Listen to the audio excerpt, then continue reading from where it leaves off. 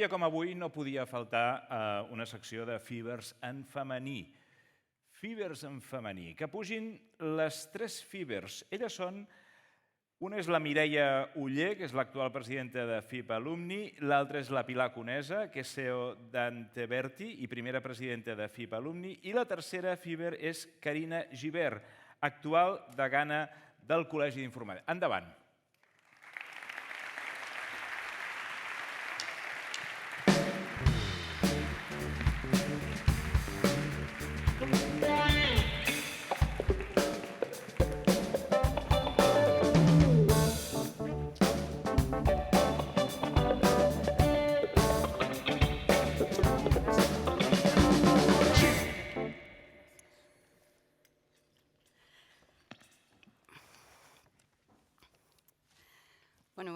Bona tarda a tothom.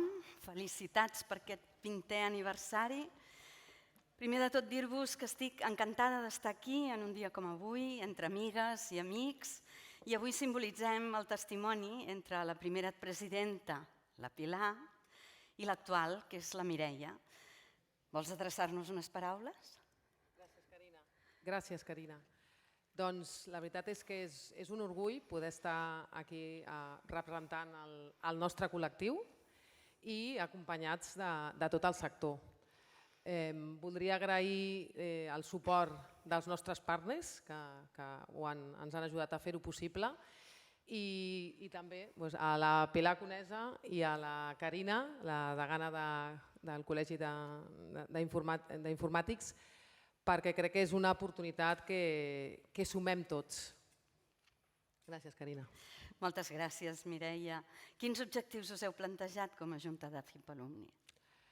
Doncs molts, però avui ara m'agradaria destacar que volem fomentar els estudis informàtics a les noves generacions.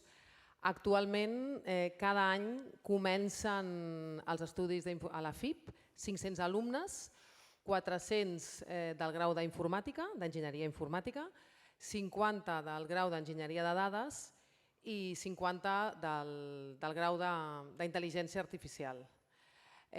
També volem facilitar les vocacions femenines dintre de tots aquests estudiants i atreure talent i retenir-lo i promoure'l, les dues coses, perquè retenir-lo per fer projectes interessants aquí a Catalunya, però també no perdre l'oportunitat que talent català pugui participar a projectes pioners a tot el món. En tenim més d'objectius, però ja aniran sortint a mesura que anem parlant. Moltes gràcies. Què vol dir ser Fiber i FIP Alumni, Pilar? Bueno, Fiber, i el Quico abans ha fet mencions, però Fiber són tots els que han passat per la FIP en algun moment. I per tant, sobretot, Fiber és orgull d'haver passat per la Facultat d'Informàtica de Barcelona i acull a tots els que han passat en un moment i un altre. FIP Alumni és l'associació dels estudiants i dels que s'han format a la FIP.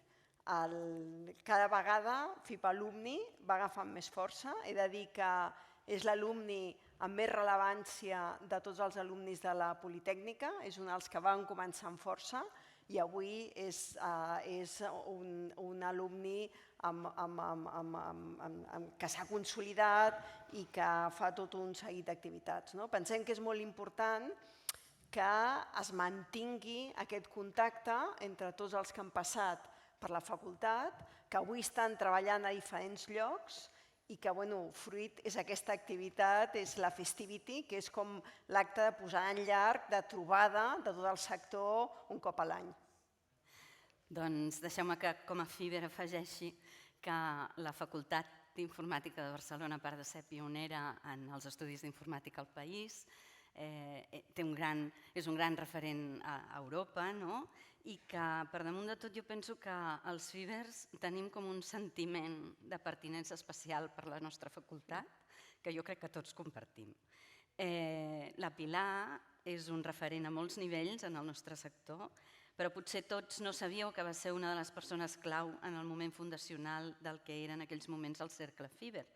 Com vius haver arribat fins aquí 22 anys després, Pilar? Bueno, amb molt orgull i també molt agraïment a totes les persones que han fet possible durant aquests anys, des de l'organització, des dels sponsors, des de la Facultat d'Informàtica, que han fet possible l'estar aquí.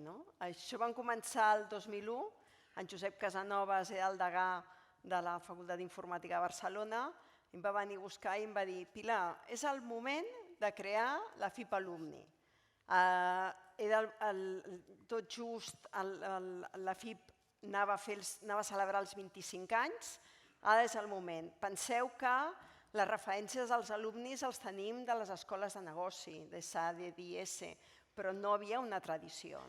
Però el Josep em va empènyer i ràpidament em vaig posar al davant, vam tindre tot el suport del Jordi Torres, que en aquell moment era vicedegà de la facultat, de tot l'equip de la facultat. Vam anar recollint, vam involucrar a diversos fibers que havien participat, el Roger de Ramon, el Ramon Roy, que després va ser també president, la Núria Major, hi ha moltes persones, i l'Assumpta Rocosa també, i vam començar a organitzar sopars, trobades dels ex-fibers, i aquí va ser quan ho vam organitzar. I vam organitzar la primera Festivity a l'Estació de França. I en aquell moment ens plantejàvem organitzar la Festivity cada 2 anys, perquè dèiem, ostres, és una gran trobada, tot el que implica l'organització, però va haver-hi tothom es va sentir tan content de participar, els sponsors van donar tant suport que vam dir, per què no ho fem cada any? I des de llavors, des de l'Estació de França al Teatre Lliure, s'ha anat celebrant la Festivity a molts diferents llocs emblemàtics de Barcelona i continua sent el gran punt de trobada que ens fa molta il·lusió venir, passar-nos-ho bé, disfrutar i retrobar-nos tot el sector. Tornant al tema del talent, estem en aquest sector que té una manca de dones important. L'escletxa de gènere al sector és enorme, ja ho sabem. Sabem que Catalunya té només un 8,6% de dones que fan de tecnòlogues en el sector digital i que fa molt pocs anys la Facultat d'Informàtica només tenia un 5% de nenes matriculades. Per sort, aquest any, amb totes aquestes coses que fem, milloren els números i aquest any n'hem matriculat de l'ordre d'un 22%, que ens fa molta il·lusió. Però m'agradaria preguntar-vos, l'escletxa de gènere al sector, que és tan gran, com l'heu viscuda i com ha impactat en la vostra carrera? Jo abans de dir com ha impactat, m'agradaria també, a més d'aquesta xifra que has donat, alguna altra xifra, perquè abans just el degà, en Josep, ha parlat dels informes que s'han presentat recentment, tant el de la Mobile com el del Cercle Tecnològic, de les bones dades del reforçament del sector, però tenim una dada que continua sent una llosa, que és que la participació de les dones en el sector d'un informe i l'altre oscil·la entre el 26 i el 28%. Per tant, per sota del 30% de dones en el sector TIC. Com deies, als estudis dels nous alumnes que entren hi ha el 22%, que és una xifra que s'ha recuperat, perquè a més quan es va passar de dir llicenciatura informàtica, enginyeria, va baixar el percentatge de dones. Per tant, necessitem involucrar moltes més dones en el sector TIC. I vull fer una petició. El Quico no sé on el tenim, però quan abans parlava, aquí estan tots els radets, demano als mitjans que ens deixi de tractar de radets, perquè són persones que el que intentem és que la ciutat i la societat millori. Gràcies.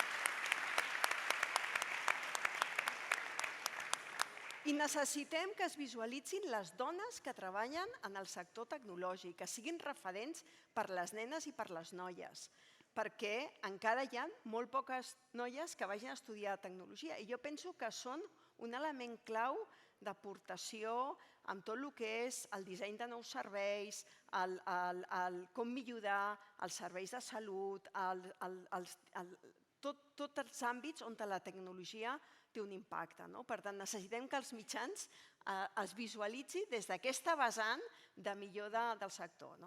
A la meva vida, jo diria que he estat a moltes reunions sola com a dona amb molts homes. Jo diria que en tota la meva història va haver-hi una vegada, fa molts anys, i jo penso que avui no tornaria a passar, en què buscar una posició de directiva, en què no em van agafar perquè pensaven que com anàvem a anar a homes i més grans que jo, en aquells moments era bastant joveneta, però l'endemà em trucaven perquè anés de directora adjunta. I vaig dir, no, si em voleu de directora, perquè si no és allò de dir, sí et volem, però per darrere. Però jo diria que això jo avui penso que no passaria. Jo penso que les dones hem canviat, o sigui, estem presents en diferents taules, en diferents posicions, però sí que també un tema d'alerta. Quan parlaven del percentatge de dones, quan parlem dels àmbits directius, baixem en picat i baixem quasi la meitat. I per tant, en posicions directives estem passant del 12 al 16, depèn de com es visualitzi. Per tant, cal, i aquí també us demano a tots els sectors, a totes les empreses que esteu aquí, que obriu els ulls, que veieu les dones potents que teniu a les vostres empreses, que les empodereu i que les ajudeu a ser directives. Però cal que hi hagi moltes més dones directives de les que hi ha avui.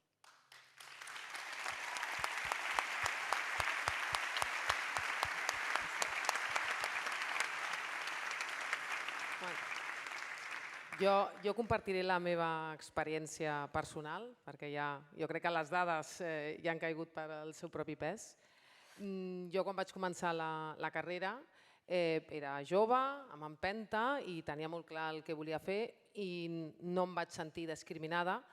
Sí que en certs entorns es sorprenien que una noia estudiés una carrera tecnològica.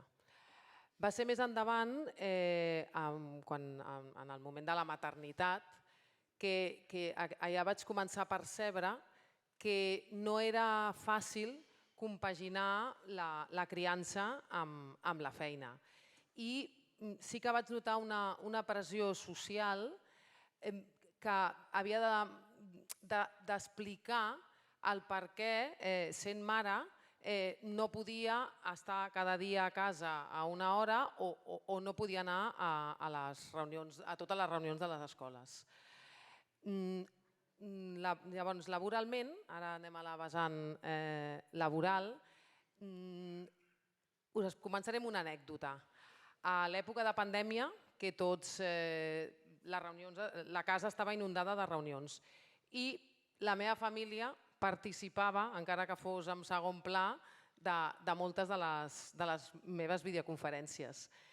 I un cop una filla meva em va dir: «Mamà,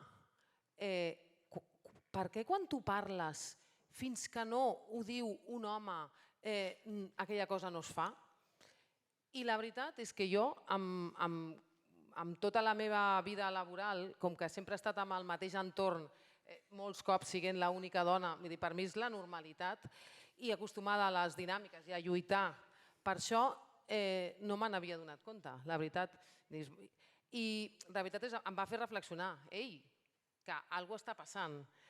I llavors jo crec que sí, estan canviant les coses i anem avançant, però sí que hi ha hagut un impacte en temes de promoció o de fer-te sentir, perquè costava entendre que una dona tecnològica tenia més a dir a vegades que un home tecnològic. Tot i així, jo crec que ara socialment s'estan fent moltes mesures i moltes accions per millorar això, però sí que faig una crida a la responsabilitat individual de cadascú per lluitar-ho.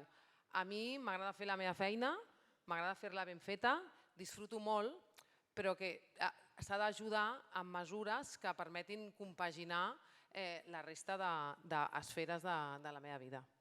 Crec, amb això estic, estem tots i s'estan fent grans passos endavant, però crec que és important una vegada més demanar a tots aquesta responsabilitat individual. Moltes gràcies, Mireia. Molt important.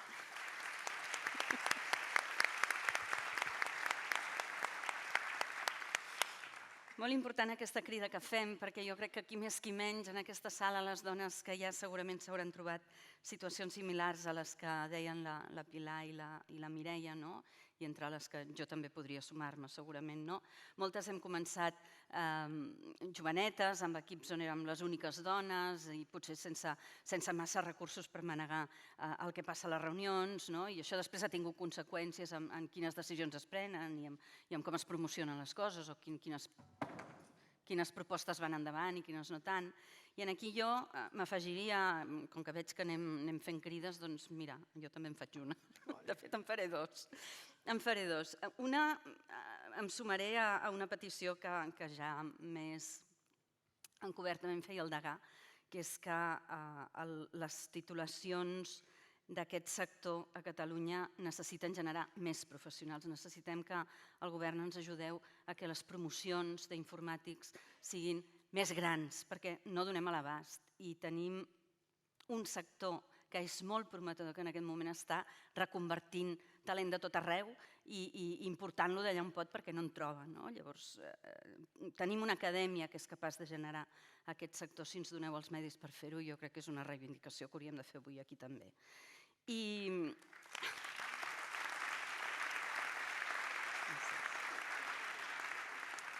l'altra, que és una mica amb clau de gènere, com estàvem parlant ara, jo crec que moltes dels temes de gènere que estem anomenant, m'atreviria a dir que molts no són voluntaris, són fruit d'un fer que hem après des de petits, ens han socialitzat no sé com, i segurament penso que seria sa i que seria molt interessant que tothom fes formació en gènere. O sigui, jo, quan vaig agafar el meu càrrec de vicedegana d'Ètica i Igualtat, que vam obrir la primera cartera d'Ètica i Igualtat en un col·legi a Catalunya, una de les coses que vaig fer va ser seguir una formació en gènere que donava el Departament de Feminismes. I per mi hi ha un abans i un després, o sigui, reconeixes i gestiones les coses molt diferents i penso que aquesta és una formació que l'hauria de fer tothom, homes i dones.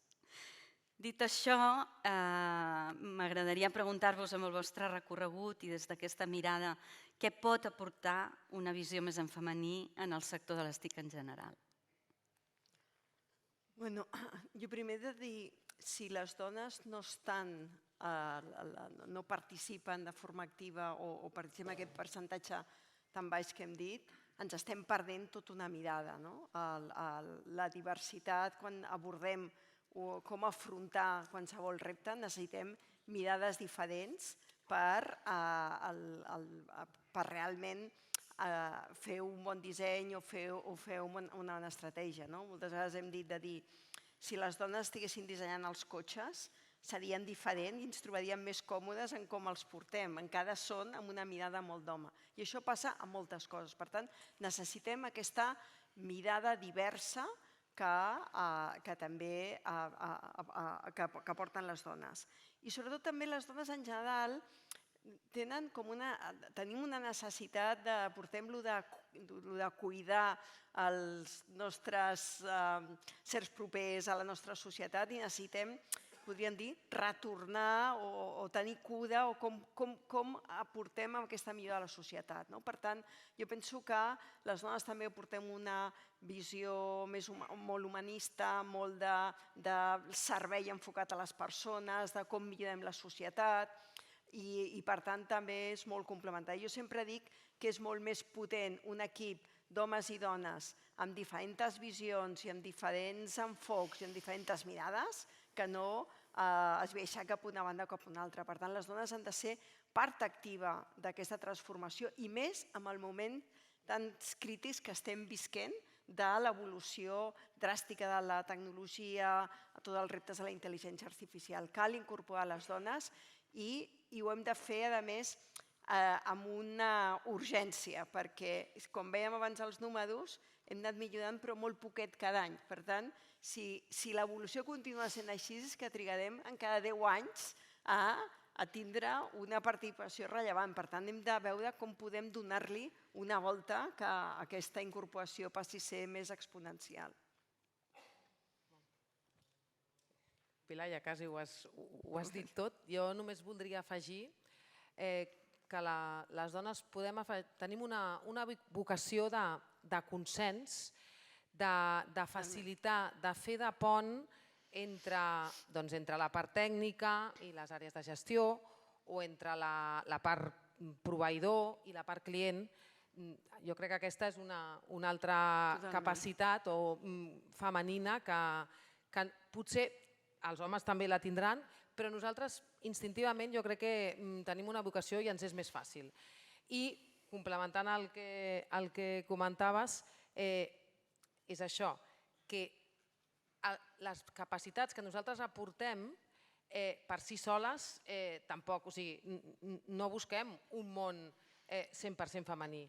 Aquí l'enriquiment és poder complementar les visions i les capacitats que els homes més fàcilment tenen fortes en les que tenim les dones i amb això podem construir i co-crear coses bestials. Em diuen per aquí que el temps ens apreta. Faríem una última intervenció, que seria que ens donguéssiu una mica, molt ràpidament, com veieu la situació actual del sector TIC i del futur, i amb això acabaríem la ronda. Abans ha sortit una mica el sector TIC a Catalunya és un dels sectors motors. Barcelona és un referent d'empreses de tecnologia, d'emprenedoria, de hub digital, de treure talent. Per tant, en aquest sentit, aquesta posició és bona. Com a sector, jo penso que estem davant per un costat un gran repte, que és la manca de talent digital, i això també ha sortit i també ho has insistit tu, Carina, de dir que hi ha una manca de talent, necessitem formar més tecnòlegs perquè això serà un àmbit en el que anirà creixent i com a sector tenim uns reptes, per un costat com la tecnologia aporta amb tot el que és la lluita contra el canvi climàtic, amb solucions i també com, podríem dir, tots els centres de dades són cada vegada més sostenibles perquè deixin una empremta més neutra. I per l'altra banda, tots els reptes que s'estan obrint amb l'evolució brutal de la intel·ligència artificial, de com des del punt de vista d'ètica i de com podem fer que aquesta transformació que hi serà sigui en un entorn que preservi els drets dels ciutadans, preservi l'ètica i per tant aquí tenim molt a dir. I aquí com a sector hem de tindre una veu rellevant en com gestionar això. Europa és la primera que es posa davant de regular tot el que és els drets i podríem dir tot el marc de la intel·ligència artificial, però aquí tenim tot un món que encara no en tenim ni idea com evolucionarà. I per tant necessitem tecnòlegs amb una visió ètica tant en la generació de processos de gestió de dades i que com a sector tinguem un posicionament davant d'això. Afegint aquí... És que jo no sé per què a mi no me n'han posat... Molt malament, la presidenta. Crec que no en teníem prous. No, me l'han posat i me l'han tret, però no sé. Ja m'ho explicareu. Deu ser la novetada. Doncs, corroborant el que comenta la Pilar, el repte real és fer tecnologia, però amb humanitat. Per tant, és com poder fer-ne ús de les tecnologies, que són la peça clau per evolucionar aquest món i aquesta societat, però com fer-ho d'una manera sostenible, segura ètica i humana.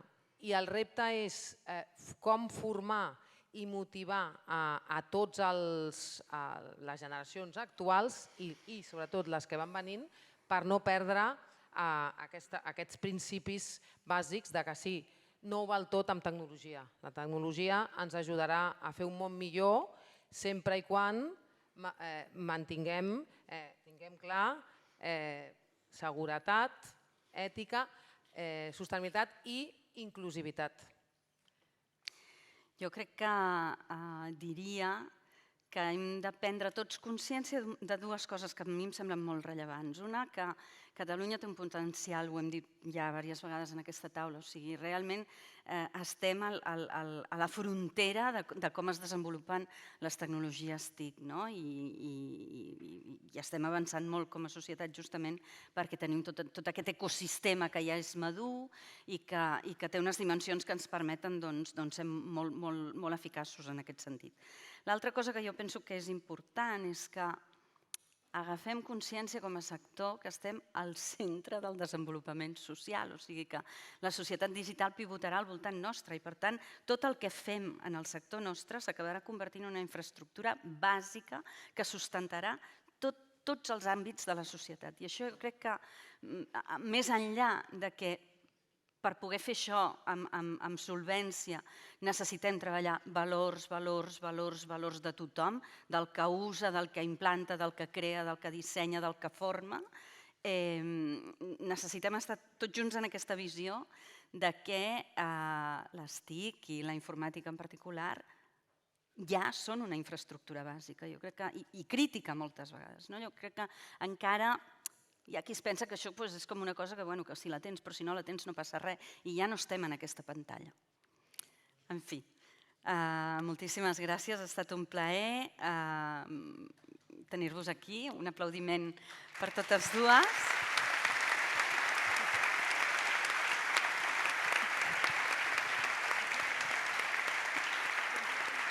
Molta sort, llarga vida als Fibers, per mi un privilegi poder estar dialogant amb la primera i l'actual presidentes de FIP Alumni, unes Fibers convençudes com gairebé tots, no? I abans l'Ignasi Terrassa, company, ens vol dedicar una petita peça. Sí, primer, em fa molta il·lusió estar avui celebrant el 20è aniversari dels Fiber i voldria presentar-vos també el tema que faré ara, es diu Temps de canvi. Temps de canvi, si parlem de tecnologia, seria un terme redundant, vull dir, no estaríem dient res. Però sí que voldria dedicar-lo, precisament aprofitant que avui veig aquest diàleg entre les tres dones tecnòlogues, en la Pilar, que era companya de promoció quan vam estudiar a la facultat. I en aquell moment recordo que la presència de les dones a la facultat era molt més gran. I això donava un canvi, una idea, un ambient molt diferent de totes les altres carreres tecnològiques, de les enginyeries. Em va saber molt greu quan vaig saber després que la presència de les dones s'havia reduït i s'aproximava molt més a les altres carreres, telecos o altres carreres que eren totalment masculinitzades.